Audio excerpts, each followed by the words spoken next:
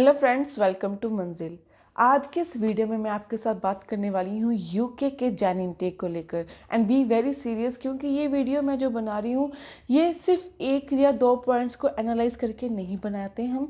जो proper trend चलता है कि एक सेमेस्टर में या फिर एक पूरे सीज़न में कि जितनी भी फाइल्स लगी हैं उसकी रिजेक्शन रेट, उसकी जो वीज़ा सक्सेस रेट है उसको एनालाइज करके, और स्टूडेंट्स की जो एक्सपीरियंस होता है विद एम्बेसी एंड जो भी उनकी एजेंट्स के साथ, वो सारा एनालाइज करके मैं आपको ये ट्रेंड जो है वो डिलीवर करती हूँ। और आज की मैं बात करूँगी यूके की। तो यूके के जो पिछले दिनों में जो हमें डिफ़िकल्टीज देखने को मिली है उसको मैं पहले कंसीडर करती हूँ। कंसीडर मैं इसलिए कह रही हूँ क्योंकि जब हमने यूके की फाइल्स लगानी शुरू की तो एम्बेसी ने थोड़ा सा स्ट्रगलिंग पीरियड शुरू कर दिया। उन्होंने बीच में ही यूनिवर्सिटी को रिवाइव करना शुरू कर दिया। पहले यूके उन्होंने वीज़ा इतने अच्छे तरह से देने शुरू कर दिए कि आपको 100% वीज़ा सक्सेस रेट मिलेगा, ये स्कॉलरशिप है। जैसे मैंने आपको कहा था कि सितंबर इनटेक में बहुत सारी स्कॉलरशिप थी, ठीक है, इतना आपको ऑफर लेटर में जो है डिस्काउंट मिल रहा है, या ट्यूशन फीस में इतनी रियायत हो रही है, या रिफंडेबल, या एक्सेट्रा। इतने सारे पहले उन्होंने ऑप्शंस दे दिए। पहले उन्होंने फिर स्टूडेंट्स जो हैं वो ज़्यादा ग्रैब हो गए कि हाँ ये यूके बहुत अच्छी जो है हमें ऑप्शंस दे रहे हैं। But mid of the session क्या देखने को मिला कि सारी यूनिवर्सिटीज़ को रिवाइव कर दिया। रिवाइव है सच कि हर यूनिवर्सिटीज़ ने अपनी जो नीड थी वो उसकी जो एक्सपेक्टेशंस होती हैं स्टूडेंट्स से वो इंक्रीज़ कर दी।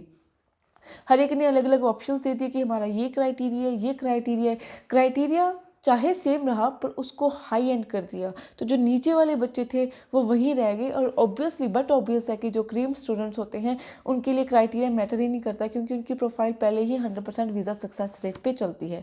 बट जो नीचे वाले स्टूडेंट्स होते हैं उनको थोड़ी सी प्रॉब्लम शुरू हो जाती है। तो इसमें फिर उन्होंने क्या किया था कि जब ये सिस्टम शुरू कर दिया तो एम्बेसी के ऊपर उन्होंने, एम्बेसी वालों ने कॉलेज वालों के ऊपर या यूनिवर्सिटी वालों के ऊपर प्रेशर बनाना शुरू कर दिया कि वो जो है सिर्फ गुड स्टूडेंट्स ही पिक करें। अब यहाँ देखने वाली बात है, गुड स्टूडेंट्स वही हैं जो क्रीम स्टूडेंट है। मैंने आपको पहले भी कहा है, स्ट्रगल उनको हुई जो नीचे वाले स्टूडेंट्स थे, जिनके जो थे क्राइटेरिया मैच जो था बिल्कुल पॉइंट्स पे करता था, उनको प्रॉब्लम हुई। और सेकंड सिनेरियो ये हुआ कि जो गैप वाले स्टूडेंट थे, पहले उन्होंने तो कहा था कि कोई बात नहीं कि गैप जो है वो एक्सेप्टेबल है, बट फिर उसके बाद उन्होंने क्या किया कि जो गैप वाले स्टूडेंट थे जिनका ज़्यादा लंबा गैप था उनको रिफ्यूज़ कर दिया, रिजेक्ट कर दिया, उनके लिख कर दे दिया कि हम इतना बड़ा जो है गैप है वो एक्सेप्ट यहाँ पे नहीं करते।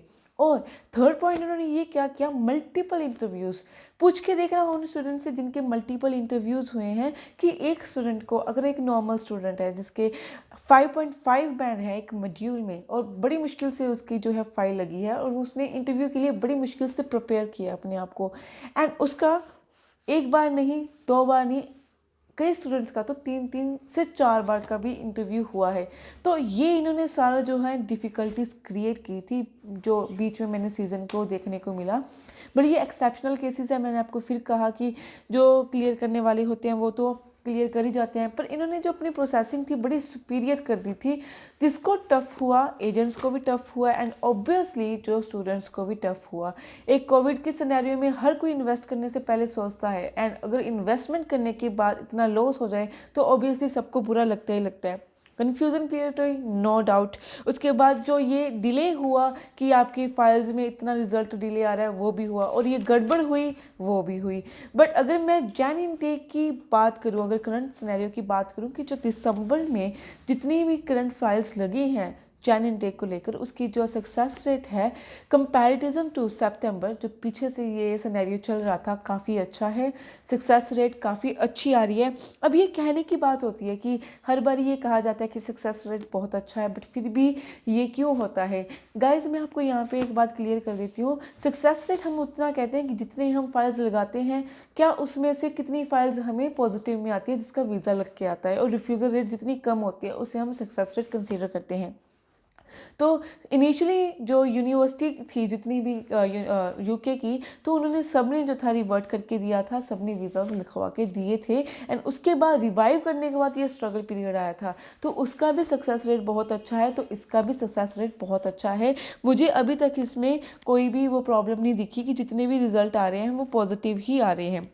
उसके बाद एक और हमने बात की थी इंटरव्यू को लेकर।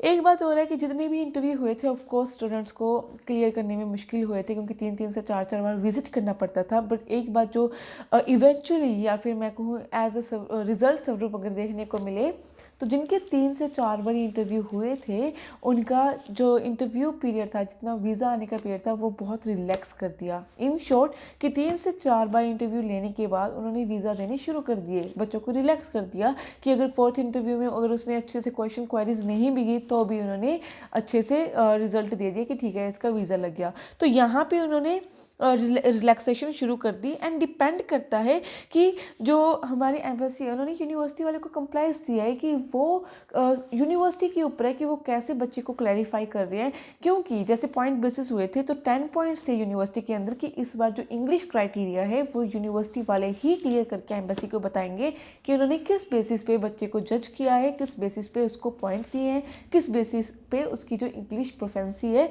वो चेक की है।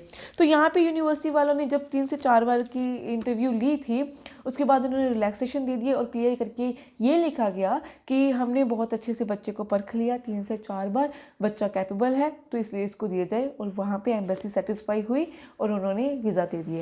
अब यहाँ पे ये है कि हर किसी को तो वीज़ा नहीं मिलने वाला, पर जिनको वीज़ा मिला है वो बहुत पॉजिटिव वे में मिला है, उसमें कोई भी दो राय नहीं है।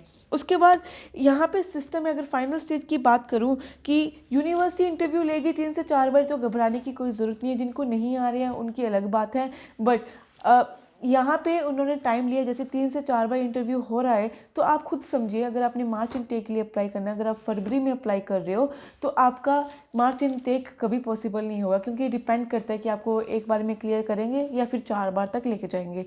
सो जब भी आपने किसी इनटेक के लिए अभी अप्लाई करना है तो पहले अप्लाई करना। इसी वजह से ये रीज़न है कि मार्च इनटेक भी ओपन हो चुका है एंड अभी से मार्च की फाइल्स भी लगनी शुरू हो चुकी है एंड एज वेल सितंबर इनटेक भी ओपन कर दिया है यूके ने। वो बच्चों पे है कि वो समझे इस बात को कि इंटरव्यू में प्रोसेसिंग वो डिले कर रहे हैं, रिजल्ट डिले कर रहे हैं और इंटरव्यू ज़्यादा ले रहे हैं। तो अगर वो किसी पर्टिकुलर इनटेक के लिए ट्राई करना चाहते हैं तो this is the right time, चाहे आपने मार्च के लिए अप्लाई करना है, चाहे सितंबर के लिए, या फिर जैन इनटेक तो ऑलमोस्ट चल रहा है एंड फिर भी कुछ यूनिवर्सिटी ने जैन इनटेक जो है ओपन कर रखा है। अगर आपने इसी के रिगार्डिंग कोई इन्फॉर्मेशन लेनी है, चाहे जैन इनटेक के कॉलेज की रिगार्डिंग लेनी है, तो आप मंजिल को कॉन्टैक्ट भी कर सकते हैं। Thank you guys.